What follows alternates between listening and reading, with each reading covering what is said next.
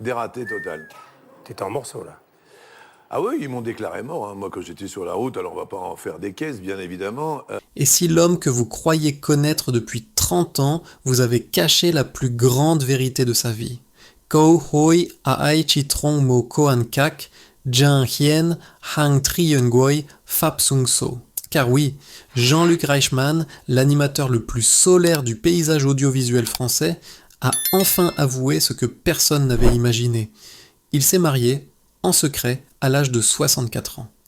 Une révélation aussi soudaine qu'un coup de tonnerre dans un ciel que l'on pensait parfaitement clair. Ce n'est pas seulement une annonce personnelle, c'est un séisme émotionnel. Pendant des décennies, Jean-Luc a été ce visage familier qui pénétrait chaque midi dans les foyers, portant avec lui la joie, l'humour, la chaleur humaine. Un homme que l'on croyait transparent, presque de la famille. Et pourtant, derrière ce sourire indétrônable, il cachait un pan entier de son existence, jalousement protégé, scellé dans le silence. Les médias, d'abord incrédules, se sont rués sur l'information. Les rédactions ont stoppé leurs programmes. Les notifications ont explosé sur les téléphones. Les réseaux sociaux se sont embrasés. Mariage ? Depuis quand ? Avec qui ? Pourquoi maintenant ? Les questions se multipliaient plus vite que les réponses. Une France entière retenait son souffle, comme si quelqu'un avait soudain tiré le rideau d'une pièce restée dans l'ombre trop longtemps. Ce qui a bouleversé le pays, ce n'est pas simplement le fait qu'il se soit marié. Beaucoup se marient, y compris tard dans la vie. Non, ce qui sidère, c'est la façon dont il en a parlé, avec une émotion brute, presque déconcertante. On dit que certaines révélations ne sont pas des annonces, mais des confessions. Celle-ci en faisait partie. Dans l'interview qui a déclenché la tempête, Jean-Luc s'est exprimé d'une voix calme, mais chargée d'une gravité inhabituelle. J'ai longtemps cru que je devais protéger ce bonheur du monde. Mais aujourd'hui, je veux simplement dire la vérité. Une phrase simple mais qui vibrait comme une onde de choc. Les téléspectateurs ont senti quelque chose de rare. Un homme qui, pour une fois, ne jouait plus un rôle. Il ne divertissait plus. Il ne cadrait plus. Il se livrait. Et puis il y avait ce regard, un regard qui semblait porter des années de silence, de choix difficiles, de compromis avec la vie publique. Un regard de soulagement aussi, celui d'un homme qui n'a plus besoin de cacher. Le plus intriguant dans tout cela, c'est que personne n'avait rien vu venir. Pendant près de 15 ans, il avait su esquiver les questions sur sa vie privée, préserver son jardin secret comme un trésor fragile. Pas une photo volée, pas une fuite, pas un murmure dans les coulisses. Rien. Une prouesse presque impossible à l'ère des réseaux sociaux et des paparazzis omniprésents. Alors pourquoi maintenant ? Pourquoi, après tant d'années de silence, choisir soudain d'ouvrir cette porte verrouillée ? Était-ce un événement inattendu, une urgence sentimentale, un tournant de vie ? Personne ne le savait encore, mais tous comprenaient que cette confession n'était que la première pièce d'un puzzle bien plus vaste, bien plus intime. Ce qui est certain, c'est que cette révélation a déclenché quelque chose de puissant, presque universel, une vague d'émotions chez les Français de toute génération. Parce qu'au fond, ce mariage n'est pas seulement celui d'un animateur célèbre, c'est l'histoire d'un homme qui a attendu toute une vie pour dire au monde « j'aime et voici pourquoi ». Une histoire qui touche, qui intrigue, qui réveille des questions enfouies sur le bonheur, la maturité, les secondes chances. Et si nous n'avions vu jusqu'ici qu'une partie de l'homme ? Et si la vraie histoire de Jean-Luc Reichmann, celle qu'il n'a jamais osé raconter, ne faisait que commencer ? On croit toujours connaître les visages que l'on voit chaque jour à la télévision. On croit deviner leur joie, leur routine, leur tempérament. Mais pour Jean-Luc Reichmann, cette illusion de proximité n'était qu'un écran de fumée. Derrière la lumière aveuglante des plateaux, un homme plus fragile, plus fatigué, plus seul qu'on ne l'imaginait se cachait depuis des années. Ceux qui travaillaient avec lui le savent. Avant chaque enregistrement, Jean-Luc arrive tôt, bien avant les caméras, bien avant les applaudissements. On pourrait croire qu'il vient préparer son énergie, son humour, sa générosité. En réalité, il venait souvent pour reprendre son souffle, loin des sollicitations incessantes, loin du bruit, loin des regards, car être la personnalité préférée des Français, c'est porter une responsabilité immense, ne jamais faillir, ne jamais montrer que l'on vacille. Mais il vacillait, et personne ne le voyait. Dans les couloirs de TF1, On raconte qu'un soir, après un tournage particulièrement éprouvant, Jean-Luc s'est assis seul dans un coin du studio désert. Les techniciens avaient rangé les caméras, les lumières s'étaient éteintes, le plateau n'était plus qu'un grand théâtre vide. Là, dans ce silence presque sacré, il aurait murmuré « Pourquoi est-ce que je me sens encore plus seul entouré de millions de gens ?» Cette phrase n'a jamais été enregistrée. Mais ceux qui l'ont entendue ne l'ont jamais oubliée. La vérité, c'est qu'à mesure que son succès grandissait, sa vie personnelle, elle, se rétrécissait. Dîners annulés, week-ends écourtés, promesses reportées, amitiés abîmées par le manque de temps. Il y a un prix à payer pour la célébrité, et c'est souvent l'intimité. Et l'intimité, Jean-Luc l'avait presque entièrement sacrifiée. Il vivait entre deux mondes, celui des caméras, où il devait être brillant, drôle, presque invincible, et celui de ses soirées solitaires, où le silence lui rappelait brutalement que personne ne peut jouer un rôle 24 heures sur 24. C'est dans cette période de vulnérabilité qu'un autre élément est venu le frapper, l'usure émotionnelle. L'âge avançait, les responsabilités s'accumulaient, les doutes aussi. Et dans cet espace fragile, il ressentait de plus en plus le besoin d'être compris, vraiment compris. Mais qui pourrait comprendre l'homme derrière le costume ? Qui pourrait reconnaître sa fatigue, ses peurs secrètes, cette quête de paix qui l'habitait depuis longtemps ? Les téléspectateurs voyaient son sourire. Personne ne voyait son cœur. Il y avait pourtant des signes, des petites fissures à peine perceptibles, un regard qui s'attardait trop longtemps hors champ, une respiration plus lourde avant de prendre la parole, une hésitation infime avant un éclat de rire. Les fans ne les voyaient pas, les journalistes non plus, mais lui, il les sentait chaque jour davantage. Au sommet de sa carrière, paradoxalement, il n'avait jamais été aussi seul. Et puis, une rencontre, inattendue, subtile, différente, une présence qui ne brille pas sous les projecteurs, mais qui éclaire l'intérieur. Une personne qui, pour la première fois depuis longtemps, n'a pas vu l'animateur, mais l'homme. Une personne qui a su lui dire « Tu n'as pas à être fort tout le temps », et ces mots, qu'il n'avait jamais entendus, ont commencé à fissurer le mur qu'il avait construit autour de lui. C'est ici que l'histoire bascule. Car derrière chaque vie publique trop parfaite, il y a souvent une rencontre qui change tout. Il existe des rencontres qui ne ressemblent à rien de spectaculaire. Pas de musique dramatique, pas de moments figés dans le temps, et pourtant, ce sont ces rencontres-là qui bouleversent une vie entière. Pour Jean-Luc Reichmann, tout a commencé un jour où il ne cherchait absolument rien, sinon un peu de calme, dans une existence devenue trop lourde, trop bruyante, trop publique. C'était à la sortie d'une réunion, dans ces couloirs semi-éclairés où les voix résonnent encore alors que les décisions, elles, ont déjà été oubliées. Il marchait vite, la tête pleine, le cœur un peu serré, pensant déjà à l'émission du lendemain. Et c'est là que cela s'est produit, un choc léger, presque banal, deux silhouettes qui se croisent trop rapidement, un dossier qui tombe au sol, des feuilles qui s'éparpillent. Elle s'est baissée avant lui pour ramasser les documents. Un geste simple, presque anodin, mais ce geste a suspendu quelque chose dans l'air. « Pardon, je suis vraiment désolé. » Une voix douce, légèrement tremblante, comme si elle craignait de déranger. Il a relevé les yeux, et pour la première fois depuis longtemps, il n'a pas senti le besoin de sourire, ni de paraître parfait. Il ne s'est pas préparé à être Jean-Luc Reichmann, animateur. Il n'était juste lui. Elle travaillait dans un service entièrement éloigné du sien, sans connexion avec la lumière des plateaux. Une femme discrète, réservée, dont le rôle n'avait rien de visible, rien de glorieux, mais dont la présence imposait une sérénité inattendue. Ils se sont revus par hasard, puis encore. Jamais dans un contexte prévu. Toujours dans ces instants où l'on ne s'y attend pas, un ascenseur en retard, une machine à café capricieuse, un couloir désert où chacun cherchait simplement à passer sans bruit. Et peu à peu, sans qu'aucun d'eux ne l'avoue, un rituel silencieux s'est installé. Elle posait des questions simples, sans jamais s'immiscer. Il répondait avec une franchise qu'il ne se connaissait plus.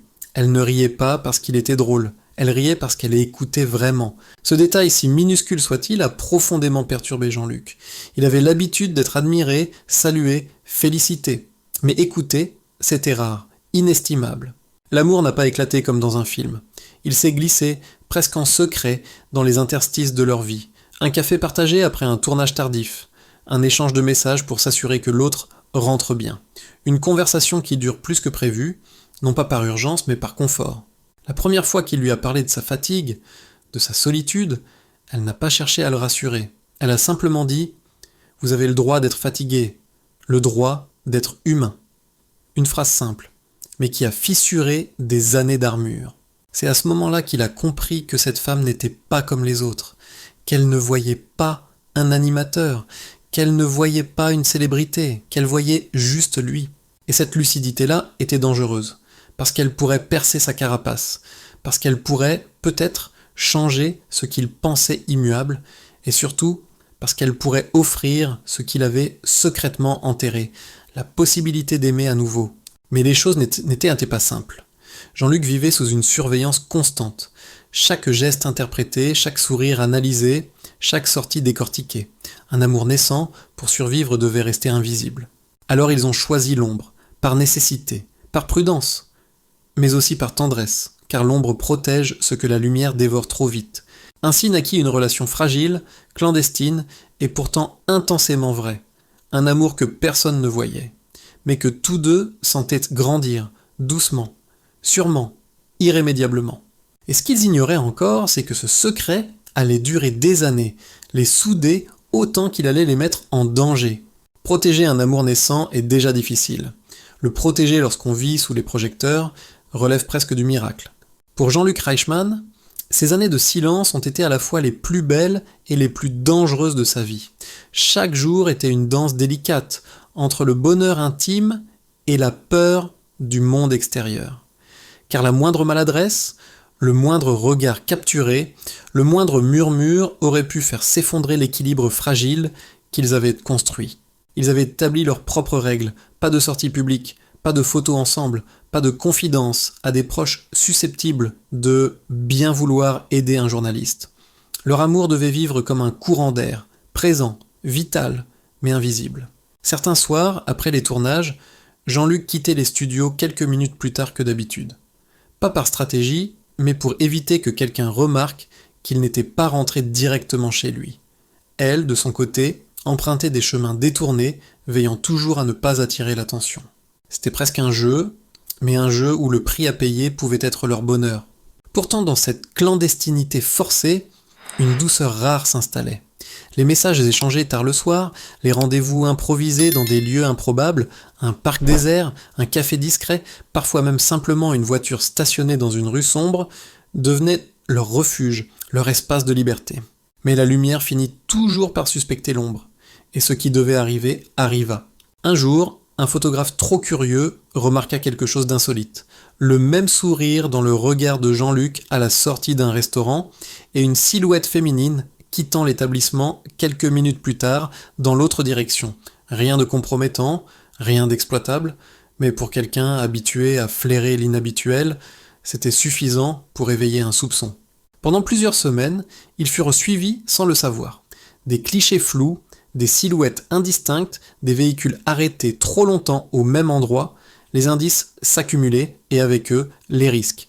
Lorsque Jean-Luc apprit cela, il ressentit une peur presque primitive. Pas la peur de voir sa vie privée exposée, non, mais la peur de la perdre, elle, car elle, contrairement à lui, n'avait jamais choisi la lumière. Elle n'avait pas signé pour ça. Il se souvenait encore de la conversation qui avait suivi, dans son salon plongé dans la pénombre. « Je ne veux pas que ma présence te détruise ce que tu protèges tant », avait-elle murmuré, les yeux brillants d'inquiétude. « Ce n'est pas toi qui détruis ma vie, c'est toi qui la sauves », avait-il répondu sans hésiter. Mais l'équilibre se fissurait, et eux deux le savaient. La pression médiatique, même silencieuse, agissait comme une lame invisible. Elle créait des tensions, elle imposait des distances involontaires, elle les obligeait à se parler moins, à se voir plus discrètement, à se cacher davantage encore. Ces années de silence furent donc faites de contrastes, des moments de complicité lumineuse, suivis d'instants d'angoisse sombre, des rires sincères, puis des périodes de doute, des « je t'aime » murmurés, suivis de longs silences prudents. Pourtant, paradoxalement, c'est précisément cette clandestinité qui les a soudés. Leur amour, constamment mis à l'épreuve, s'est renforcé, affiné, solidifié. Ils avaient quelque chose que le monde ne pouvait ni comprendre, ni détruire. Un lien forgé dans la patience, dans la peur partagée, dans la résilience. Mais rien ne dure éternellement. Et un jour, un événement imprévisible un de ceux qui changent une vie en une fraction de seconde, est venu tout bouleverser. Un événement qui allait forcer Jean-Luc à regarder la vérité en face. Il ne pouvait plus continuer à aimer dans l'ombre. Pas si le temps lui-même commençait à leur échapper. Il y a des jours qui semblent anodins. Et puis il y a ceux qui séparent une vie en deux, avant et après. Pour Jean-Luc Reichmann, ce jour-là a tout fait trembler. Non pas sur un plateau de télévision, non pas sous les projecteurs, mais dans une chambre d'hôpital, froide, silencieuse, où le monde semble se resserrer autour de vous. Tout avait commencé par un malaise, discret, presque banal, une fatigue inhabituelle, un souffle trop court après une émission, un regard inquiet de ses collègues, persuadés qu'il avait simplement trop travaillé, ce qui aurait été loin d'être une première. Mais cette fois, quelque chose n'allait pas. Le lendemain matin, il s'écroula dans sa cuisine. Pas d'éclat, pas de drame visible, juste une chute, brutale, sèche, sans avertissement, assez pour que l'on appelle les secours. À l'hôpital, les analyses se succédèrent. Les minutes semblaient durer des heures, les heures ressemblèrent à des jours. Et lui, l'homme toujours prêt à rassurer les autres, se retrouvait soudain incapable de contrôler quoi que ce soit. Ce n'était pas la première fois qu'il sentait le poids de son métier, mais c'était la première fois qu'il sentait la vie lui glisser entre les doigts. Lorsqu'elle arriva à son chevet, essoufflée, tremblante, encore vêtue de son manteau qu'elle avait oublié d'enlever, il comprit quelque chose qui dépassait la peur. Elle était sa vie, sa seule certitude, son seul refuge. Elle prit sa main sans dire un mot, et il vit, au fond de ses yeux, la panique qu'elle tentait de dissimuler. Cette femme qui avait été si forte, si discrète, si patiente pendant des années, ne parvenait plus à masquer l'évidence. Elle craignait de le perdre. Entre deux examens, entre deux visites médicales, dans ce laps de temps suspendu où tout semble incertain, ils parlèrent enfin de ce qu'ils avaient toujours évité. Et si le temps nous manquait? Et si nous n'avions jamais l'occasion de vivre pleinement ce que nous ressentons? Et si le secret devenait une prison plutôt qu'une protection? La vérité, nue, brutale, s'imposa à lui. Il avait passé plus d'une décennie à cacher son amour pour la préserver, mais en étant face à sa propre fragilité, il comprit qu'il l'étouffait autant qu'il la protégeait. Un médecin, lors d'un entretien de routine, prononça une phrase qui fit basculer son monde. « Rien d'alarmant pour le moment, mais vous devez ralentir. Votre corps vous parle. » Ce simple constat devint un électrochoc. Son corps parlait, sa vie parlait, et l'amour, cet amour qu'il avait voulu préserver de la lumière, réclamait d'exister au grand jour. Quand il sortit finalement de l'hôpital, quelque chose avait changé. Un voile s'était levé. Il ne voulait plus cacher. Il ne voulait plus attendre. Il ne voulait plus risquer que le destin décide à sa place. Alors, une semaine plus tard, dans l'intimité la plus profonde, il prononça les mots qu'elle avait rêvé d'entendre sans jamais les exiger. « Épouse-moi. Pas demain, pas plus tard, maintenant. » Elle resta sans voix, les larmes brouillant son regard. Ce n'était pas une demande spectaculaire, ce n'était pas un genou à terre, c'était mieux que ça. C'était vrai, urgent, vital.